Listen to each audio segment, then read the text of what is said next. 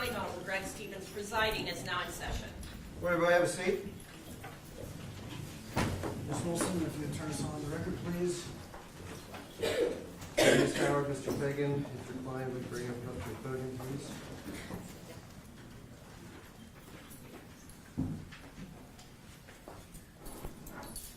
Thank you much.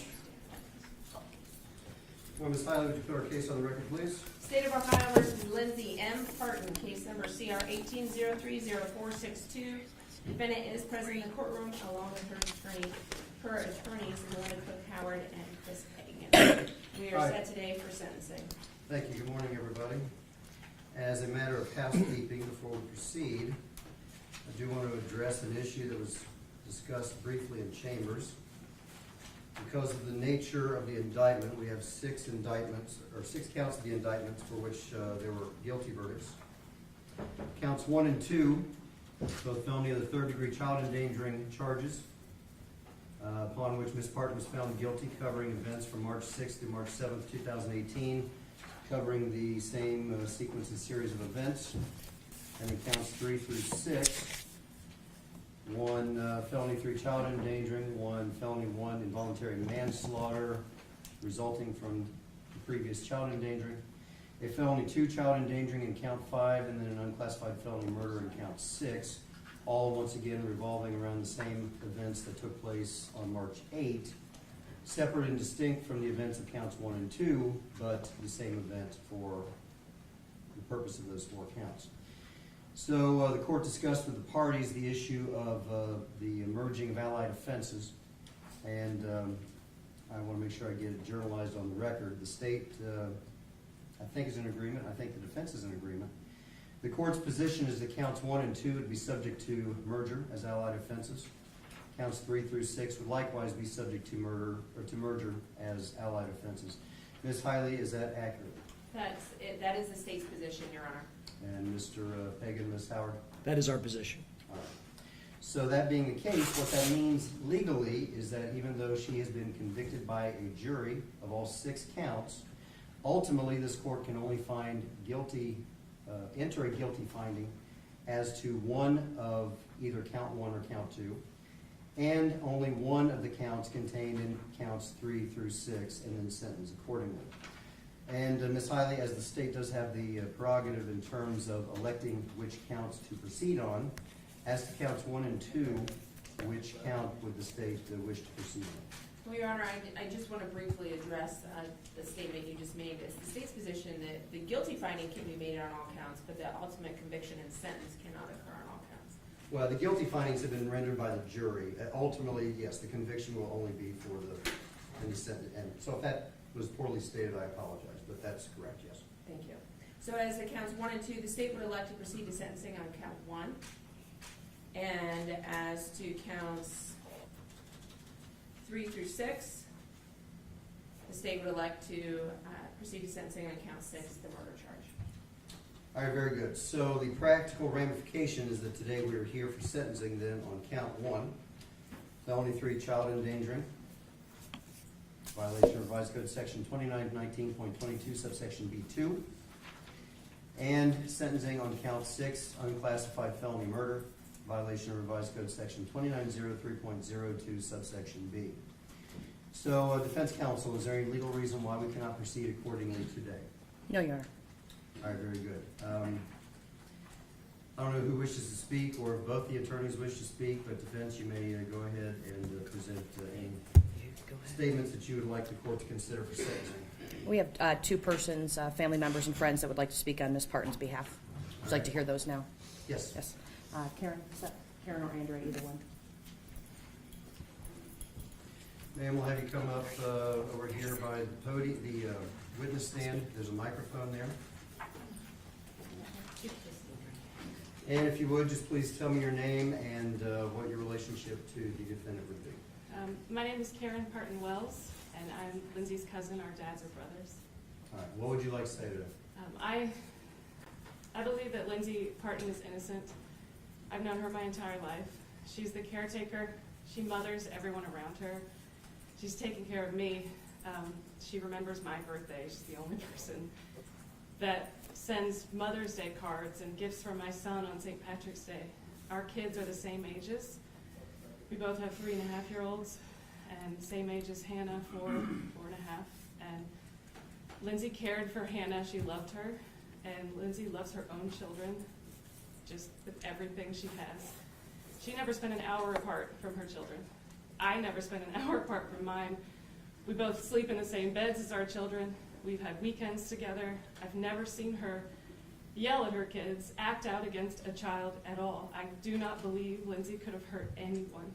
And if there's any chance that you can have leniency and give her the minimum on the charges that have been brought against her that the jury has decided, I beg you, please let her out in time that she can see her child's lives again, because they're only 3.5 and 4.5. And I was with them last night, and they told me the 4.5 said, I miss my mommy so much. And they love her, and she loves them. And I know that the jury has found her guilty, but if she can get out in time to see them again when they are children, I beg you, please. They need her. Thank you. Ma'am, thank you. Ms. Andrea. Howard, who would you like to have speak now? Andrea Corey.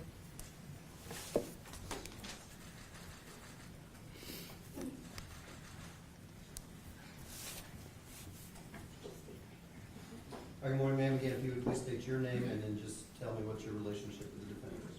Yep, my name is Andrea Corey. I've been friends with the defendant since 6th grade. What would you like to say there? This is hard for all of us. This is not something that we are used to. The court system, she's a good person. As a child, Lindsay was a cheerleader. She was a Girl Scout. She was a friend. As an adult, she's been a mother. She's been a wife. And she's been a friend.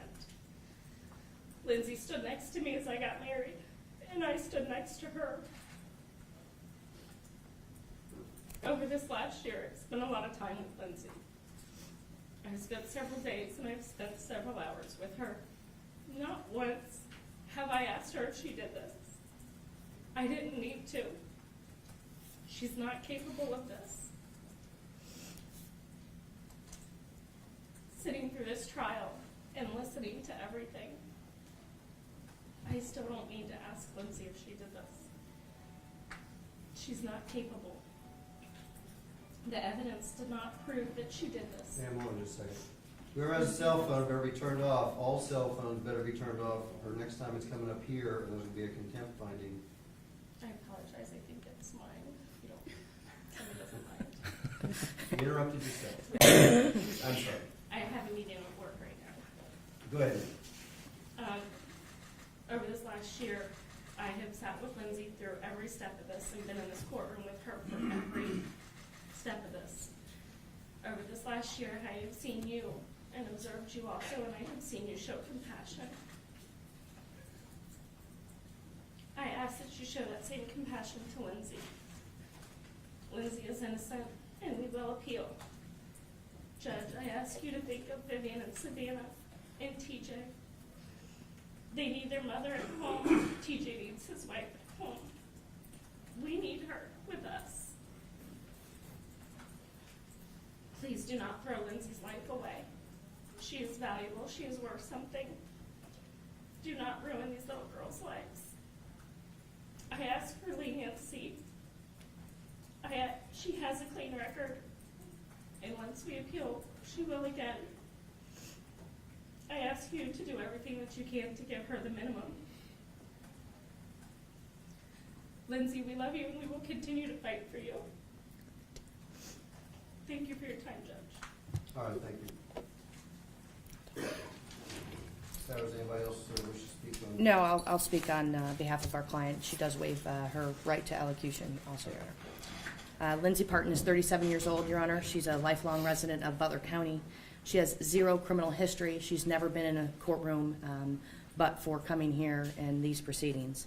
She's an upstanding citizen, mother, wife, sister, daughter, cousin. She has many friends and family, and she has the support of her friends, family, and her community. She is indigent. She has no assets. She has a debt. She has a student loan debt, which I've had her fill out an industry form this morning. I have present with me today. I'm going to approach the court with that just so that you have that. Ms. Partin maintains her innocence. She plans to appeal this matter. And while I recognize that you are limited in your sentencing options, I do ask that you consider the minimum sentences possible, even on count 1, and understand that you have some limit there.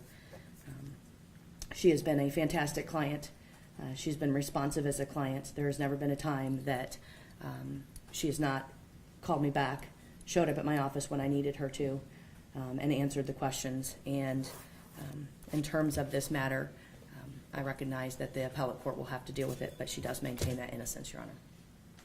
All right, thanks. Is there anything else that you wish to present on behalf of the defendant? No, Your Honor. All right, very good.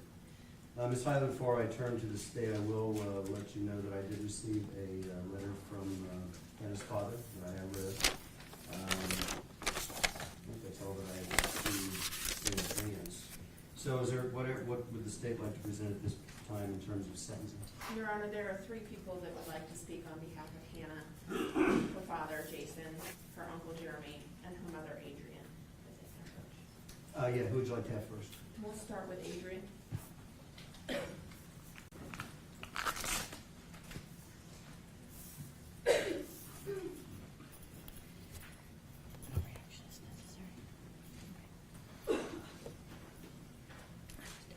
All right, ma'am, before we start, first of all, I'm going to ask that you direct your comments towards me. I know these are emotional situations, and I have seen plenty of situations over the years where people in the kind of the heat of the statements turn and start addressing defendants and victims and whatever personally. And I'm just going to ask that you keep your comments directed to me, and then I'm going to ask that you state your name and just tell me what's your relationship to Hannah. Yes. My name is Adrian Langfield, and I am Hannah's mother. I wrote a letter, so I'm just going to read that. Okay.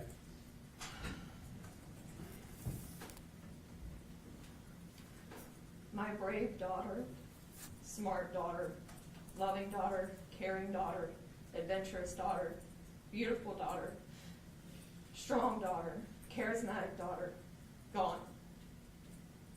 And I will always miss Hannah Jade with every fiber of my being. I will miss her and long for her until the minute I stop breathing in life as I know it ceases to exist.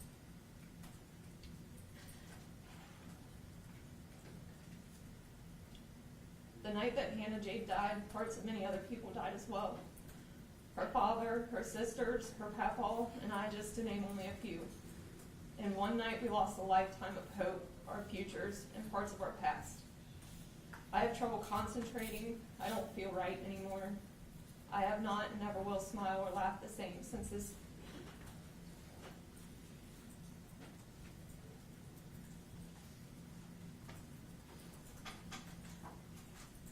tragedy occurred on March 8th, 2000.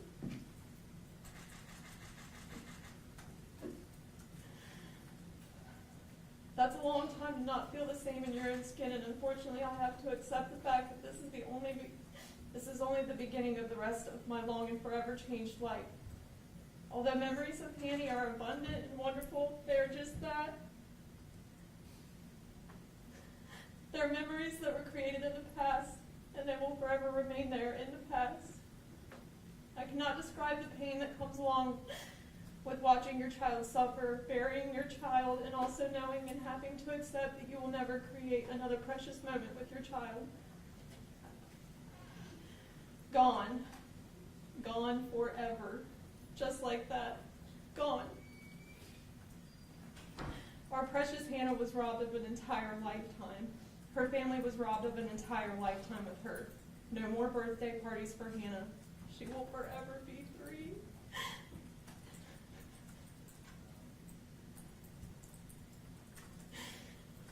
No first day of school and putting her on the bus and crying and sobbing all day, anxiously awaiting her return home.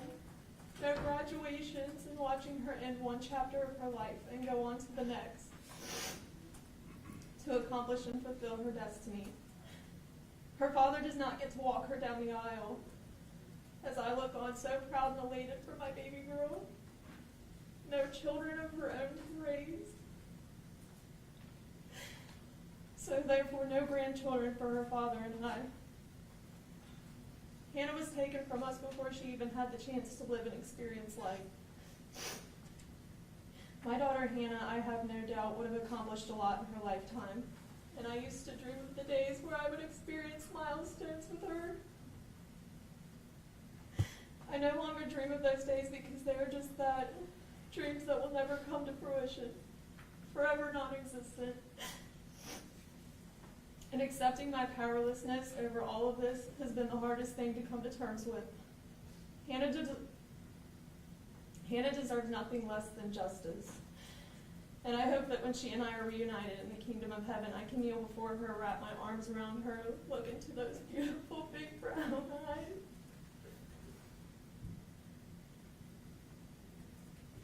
And have her take comfort in these words, "Mommy's home and I will never leave you again, baby girl."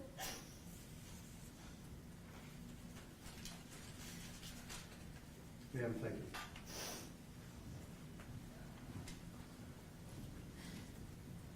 Ms. Hiley, who did you wish to address the court next? Jeremy.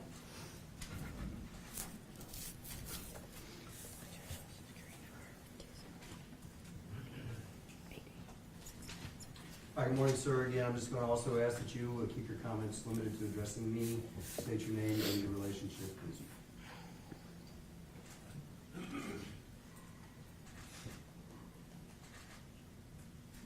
Take your time. My name's Jeremy. I'm Hannah's uncle, Jason's brother. Hannah came to us almost immediately after she got out of the hospital. We watched her. My wife watched her 12 hours a day while Jason was trying to work and provide for Hannah and his other two kids. Jason found out he was having another child. He was excited, ecstatic, do anything for it.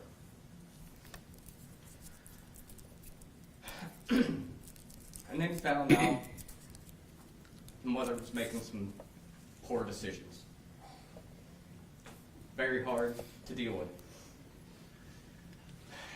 Jason did everything he could to be by his daughter's side at that time, driving 2 hours one way just to see his daughter that may not make it at that time. Well, her health came back. She had good, clean health. Got her home shortly after my mom died. So, after he started thinking stuff was going right, going his way, here goes another tragedy. When we started moving on from that,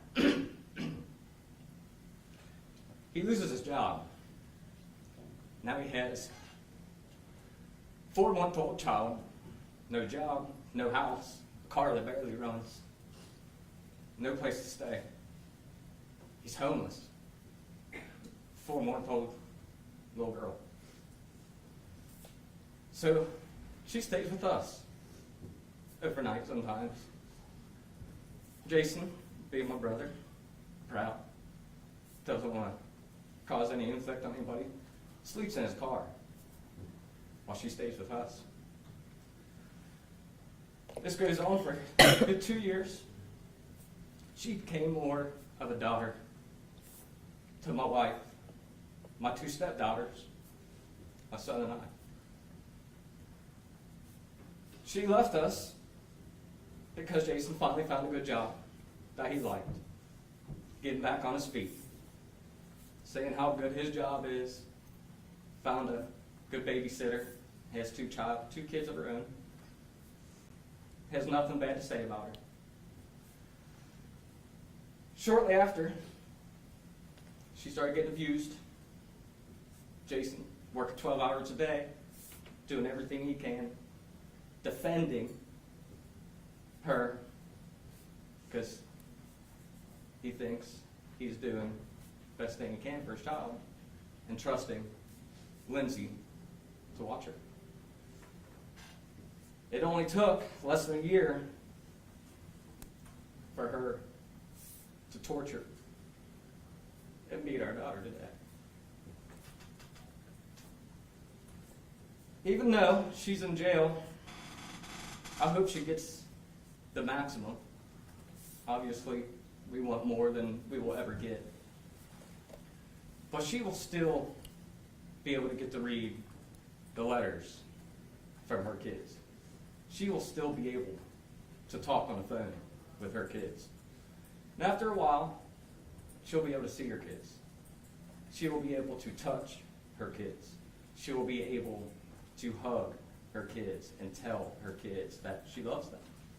And she will be able to hear that from her kids. And her family, it's tragedy, I'm sorry, but they will still be able to get to talk to her kids.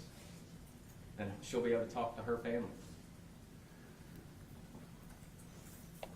Just after the verdict, we had to go to her grave and lay on the ground and hug a tombstone and kiss a tombstone, because we will never be able to hear her voice, hug her like her kids and her family will be able to. So for that, I'm hoping she gets a minimum of 20 years and hoping for the maximum of life. But that is your decision. And I hope with her being able to see her family and talk to her kids still, that you will put that into your consideration. Sir, thank you. Thank you.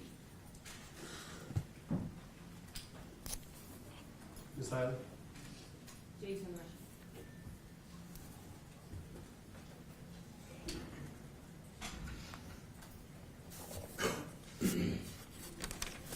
Mr. Weshy, again, just please keep your comments directed to me, and for the record, I'll need you to identify yourself and tell your relationship. Go ahead.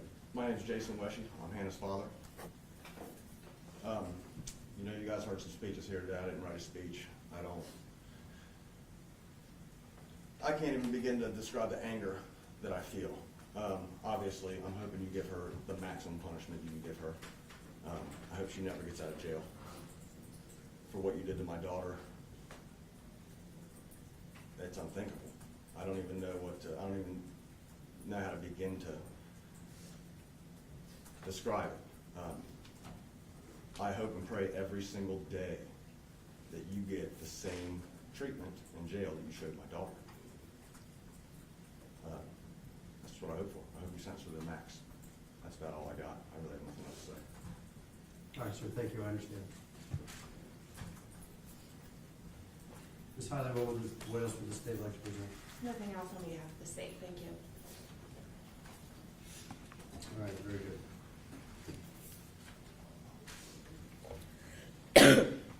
Well, we've had a lot of folks that have come up here and talked about sentencing options, and Ms. Howard, I think you had alluded to the fact that my options are actually fairly restricted in this particular situation. First of all, I do want to say that I have considered the purposes and principles of felony sentencing within the confines that I have to operate given the charges. But I have considered the purposes and principles of felony sentencing that are reflected in revised code sections 29, 29, 11, 29, 29, 12.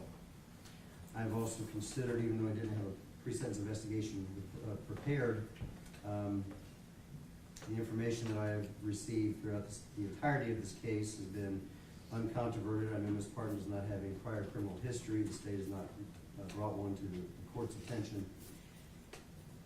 And in terms of the facts of the case itself, I have obviously considered 2 weeks of testimony that I sat through and listened to, and as the jury evaluated it, I was obviously evaluating it on legal grounds, but I did hear and am familiar with the, obviously, all of the facets that have been presented in terms of the evidence. I'm going to start with a sentence as to count 6 first, because, again, referring to the comments, not only does count 6 carry mandatory prison term. Typically in our world, mandatory prison would mean, okay, I have to send you to prison, but I get to choose the number. This particular count is different in that there's only one sentence that I can issue for count 6. And that is the sentence that I'm obviously going to impose at this time. Before I do that, do we have the Sierra's Law form? Yes, Your Honor. I want to do that with the defendant when I get to the appropriate point. But thank you. So as to count 6, the unclassified felony murder, the sentence by statute is as follows. I do sentence the defendant, Lindsay Partin, to a lifetime imprisonment with parole eligibility after 15 years. I do not have any discretion in terms of when she might be eligible for parole. I also have limited input as to what happens at parole when those 15 years roll around. Parole authority, they have their hearings, they do solicit input from the sentencing judge, from the prosecutor's office, but ultimately they are the ones that make that decision. So the sentence that I am ordering is the only sentence that there's no other means of certainty that I can issue that sentence. It's a life sentence. Ms. Partin will be eligible for parole after 15 years. Doesn't mean that you will get it. Doesn't mean that you won't. I have no way of knowing. So that's going to be the sentence as to count 6. Now, associated with that, if you are released from prison on that charge, and I say if because technically you don't have to be. You could be in the rest of your life. But if you are released from prison, you will be placed on parole for the rest of your life, which means if you violate that parole, you can have that parole revoked and you would then have the balance of your life sentence imposed. So that's what's at stake as to count 6. In terms of the Sierra Law situation, because of the recent statute that was passed and went into effect March 22nd of this year, this particular offense is one that is subject to the violent offender registry. That's why I gave Ms. Partin the warning, or however you want to put it, that I gave at the time of the verdict. That's actually why we even continued sentencing, to be honest with you. Typically, before we had this, because there was a mandatory 15 to life sentence, we would have probably just proceeded to sentencing, we wouldn't have come back. Unless there were other issues involving the victims, but that's neither here nor there. I will note that I have not received any motion on behalf of the defendant for her to be relieved from her obligations to register as a violent offender. Pursuant to Revised Code Section 2903.41, et cetera, I think it goes up to .44, but I do know, Mr. Pagan, even though a motion has not been filed, there is a comment that you would like to make about that. Yeah, we believe that the new law is unconstitutional, and I'd like to have the record reflect that the offense conduct in both indictments predated the enactment of the statute. I appreciate that the legislature has specifically indicated that it's a retroactive statute, but there are constitutional limitations on that, and we believe in this case they're exceeded because the law is punitive. And Ms. Hiley, do you wish to offer any brief comments on in rebuttal of that? Your Honor, only that the state would not agree to that unconstitutional assertion. I know the only similar law we have is registration law, and for years and years and years up until the Adam Walsh Act, which added additional features and limitations on registrants, that law was found constitutional despite its retroactive application. All right. And obviously, we have not had the opportunity to test the waters by way of appellate court case law on this statute. The court's finding and position on this is going to be similar to the state's, in that I do liken it to the current sex offender registration, which has been tweaked and went through constitutional challenges over the years, but ultimately has been generally upheld. And I'm going to find that that the law would be constitutional, obviously with the objection being preserved for appellate court review. And maybe I end up being wrong on that, but I guess we'll find out. So I am going to find that the new Sierra's Law violent offender registration requirements apply to Ms. Partin. Now, Ms. Partin, here's what that means, and basically what I'm going to do, because this is so new, I want to make sure that all the requirements are covered. I'm basically going to read this form to you verbatim on the record, okay? I know you've already executed it. You went over it with your attorneys, I'm assuming? Yes, Your Honor. Okay. Basically, under the new Sierra's Law, here's what's going to happen. First of all, you have been convicted or pleaded guilty. Obviously, you haven't pled guilty. You have been convicted by jury finding of a qualifying violent offender offense is defined in Revised Code Section 2903.41, to wit, Count 6, the murder offense. You are required to register in person with the sheriff of the county in which you establish residency within 10 days of coming into that county, or if occupying a dwelling for more than 3 consecutive days in the county, or 14 or more days in a calendar year. You are required to provide the sheriff with certain information, including your full name, including any aliases, your residence address, your social security number, your driver's license number, CDL number, commercial driver's license, or state identification number, information regarding the offense of which you are convicted, the name and address of any place where you are employed, the name and address of any school or institution of higher education that you may attend, license plate number of each vehicle owned or operated by you or registered in your name, so they're not exclusive. If somebody else owns a car but you drive it, then that information has to be provided. The vehicle identification number of each vehicle and a description of that vehicle, a description of any scars, tattoos, or other distinguishing physical marks on your person. You are required to provide the sheriff fingerprints and palm prints. Sheriff will also obtain a photograph of you at the time of registration. After the date of initial registration, you are required to re-register annually. You must update or amend any of the information described above that has changed and provide any additional information requested at the county sheriff's office within 10 days of the anniversary of the calendar date on which you initially registered. If you change your residence address, you shall provide written notice of that change to the sheriff with whom you most recently registered and to the sheriff in the county in which you intend to reside. So basically, obviously, you're not going to be registering while you're in prison, but the obligations will trigger once you are released. So wherever you intend to live at that point, also any employments or education or any of the things that I've just covered with you, it's incumbent upon you to go to those sheriff's departments, get yourself registered as this law now requires. If you fail to do that, if you fail to register or fail to verify residence at the specific times, it will result in criminal prosecution, so you can face another felony charge if you fail to do that. Okay? By your signature here, the last line of this, it says, I acknowledge that the above requirements have been explained to me. I understand the requirements and that I must abide by all provisions of Revised Code Sections 2903.41 through 2903.44. It has what appears to be your signature. Did you sign the document? Yes, Your Honor. Okay. And it is dated today. So you discussed this with your attorneys. You understand what your obligations are. Yes. No questions about that? No questions. All right. I'm going to then sign off on the document, and Ms.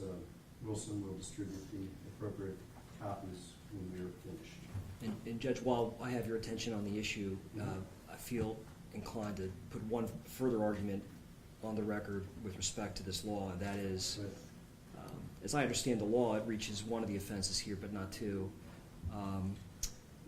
Our additional and supplemental argument is that the law is unconstitutional because it's arbitrary. As an example, I think it doesn't reach felonious assault, but it does reach other offenses, and because of the way it's written, it doesn't promote what it's intended to promote under the Constitution. So that would be a second argument that I'd like to preserve. All right. I will note that argument. I will again deny any request to not apply it on that basis, but I certainly, because that's not the first time that those issues have been debated, I will note that our argument that you have that preserved for Thank you, Judge. purposes. I'm going to reserve the issue of fines or costs. I'm not going to actually impose any fines because of the nature of the sentence. But I'm going to end up addressing the court costs after I address sentencing for count one as well. So I'll do that at the end with everything else. Let's see, I've covered the parole, I've covered the Sierra's law. Is there anything else we need to address? Probably the only other thing that I should say, I don't normally say, but based on the nature of this offense, it is a mandatory sentence. You will not have any ability to earn days of credit for good time. You will not have any ability to file for any kind of early judicial release. I don't typically advise that, but in this type of a scenario, I probably should cover all the bases, make sure she understands that. Anything else that I need to address as to the sentencing on count 6? Nothing on behalf of the state. Anything on behalf of the No. All right. So the other count that we're sentencing on is count 1. endangering children under Code Section 2919.22, subsection B2. There are no mandatory sentences associated with that. Once again, I have considered all the information that I referenced in my comments leading up to the sentencing for count 6. I will have some additional comments after I have announced this sentence.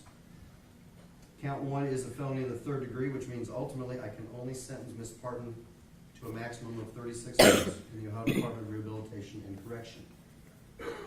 As to count 1, after again having heard the testimony, after having considered the totality of all of the circumstances, after considering all the information that has been provided to the court by way of comments, victims, family members on behalf of the defense themselves, and Ms. Partin, I know that you did not speak. I'm not holding that against you. I understand there are appellate rights and things to protect, so I'm not holding that against the defendant.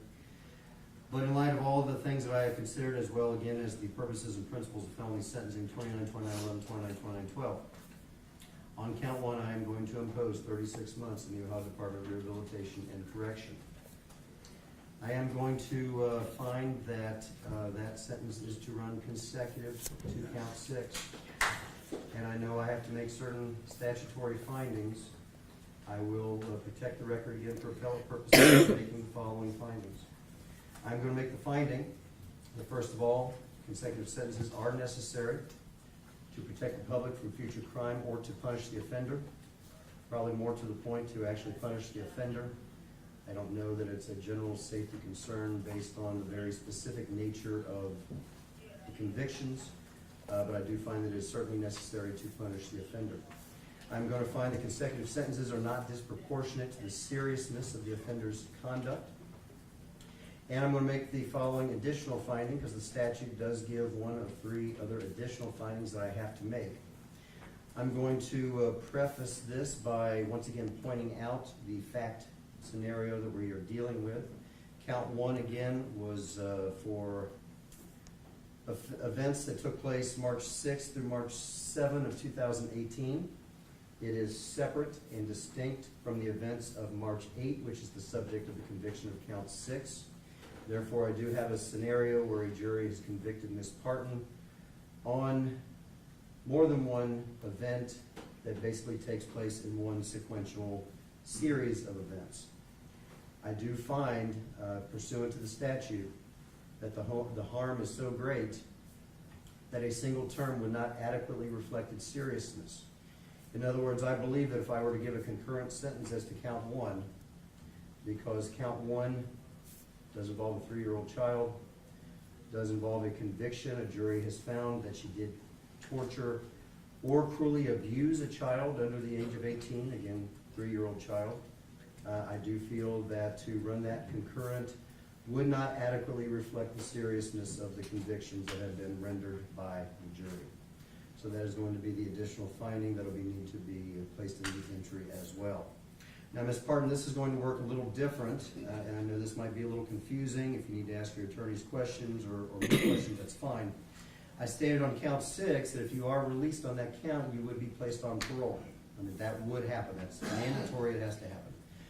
This is a different scenario in that, again, if you are released on the murder, then you would be potentially subject to 3 years of post-release control. And I say potentially because this offense, no, I'm sorry, not potentially, it's a offense of violence, my apologies. You would be subject to 3 years of post-release control, but it's not parole. You would still be responsible to the parole authority. It would only last 3 years as opposed to the balance of your life sentence on the murder charge. Here's the way that it differs in terms of the parole. You violate parole, you go back for the rest of your life. You violate the PRC that will be imposed as a mandatory PRC under count 1, the parole authority can send you back to prison in increments of up to 9 months per violation to a total of 1/2 of your original sentence. So I've given you the 36 months. They could ultimately impose an additional 18 as it relates to the PRC, post-release control, associated with count 1. Might end up being moot given the parole for the rest of your life. But again, there are legal distinctions, and I do have to separate them out and explain them all to you. If you are on PRC and you commit another felony offense, the sentencing judge in the new case can impose an additional year in prison or the balance of time left on PRC, whichever is greater, and that time would have to be consecutive to any sentence on the new felony case itself. So it's a lot different than what I explained to you about parole. If you do have any questions, your attorneys have probably already given you the preview and explained all that.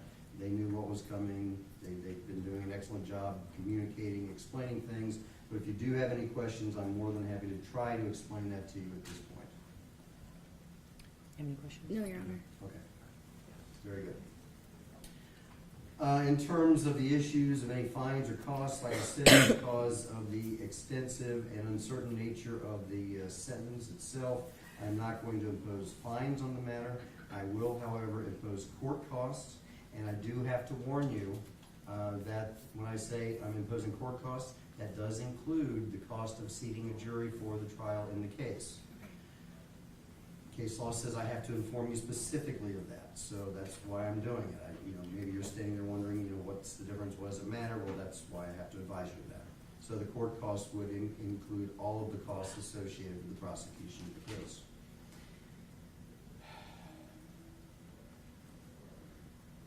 I know we briefly discussed restitution in the back. We are not. We're not going to request that at this point. Okay. I do know that there is a congruent civil action that is pending in this. 29-28-18, subsection A1, it wouldn't have been a bar to me ordering restitution. That particular subsection says that if I had ordered restitution, it just would have been credited against any civil finding, but regardless, we won't address that. I guess the only thing, can anybody think of anything I haven't addressed before I address the appellate rights? Jail time credit. I'm showing, and I don't know exactly how many days that she would have served prior to the bond being issued. Obviously, since the last time we were here, I'm showing 28 days of credit from Friday, April 12th until today's date. I believe it was only 1 day. She was in 3 days. 3 days. 3 days. She was in over the, yes. Oh, because it was a Friday. Okay. Okay. So I will then give credit for 31 days already currently served. Any other issues before I address the issue of appellate rights then? Your Honor, is that 31 days only credited to count one? No, it's because I've run a consecutive sentence, the DRC, they'll apply it, yeah. So.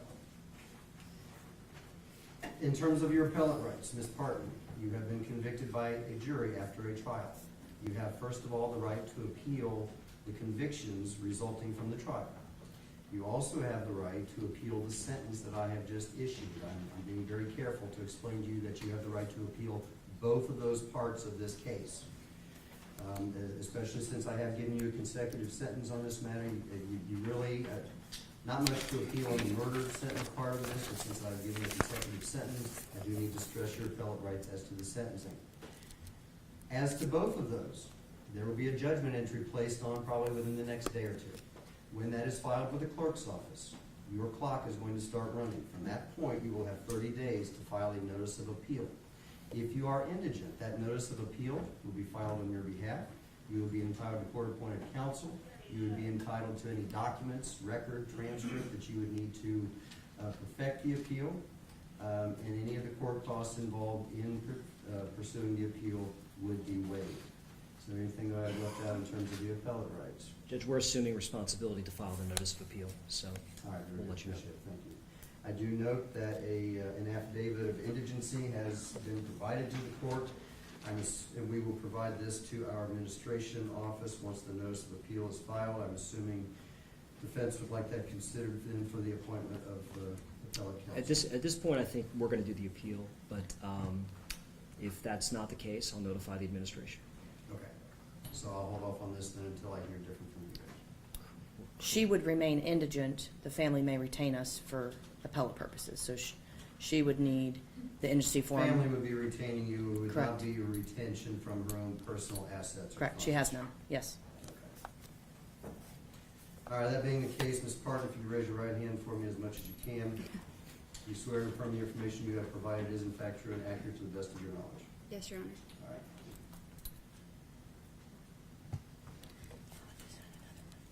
Once the notice is filed, Mr. Pagan, if, just so we make sure we get appellate counsel on board as soon as possible, you can notify the court as quickly as you can what your status is. We want to make sure we get somebody on board that can. I'll take responsibility over that issue. All right, thank you. Ms. Partin, do you have any questions about the sentence that I have imposed? No, no, Your Honor. Is there anything else that we need to cover on behalf of either party? None from the defense, thank you. And nothing on behalf of the state. I don't have any words of wisdom. I know that everybody involved in this, it's a devastating situation. For Hannah's family, I know that there is no moving on past this completely. I just hope that everybody at some point can find a measure of closure, and I wish everybody the best. That's really about all I can say about it. So with that, we will conclude the sentencing and go off record. Thank you, Judge.